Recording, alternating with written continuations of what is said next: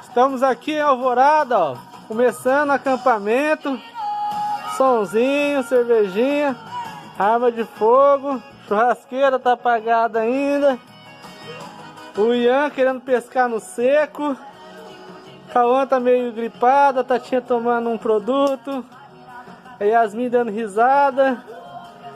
Agora vamos no acampamento sem terra, ó. Uma barraca lá, ó, beirando o muro. Essa daqui já tá com a lona preta já, porque não sei não se a pessoa vai resistir posar aqui. Aí aqui a gente tem outra barraca ali, ó. E daqui a pouco vai chegar o pessoal. Colchão ali, ó. A Yasmin mijou nele, tá ali secando. Mas hoje não acho que não vai ter pescaria, quem sabe só amanhã. Olha lá, o pé de caqui ainda tem uns caquizinhos. Pé de jabuticaba, tem umas jabuticabinhas. E é isso aí, pessoal.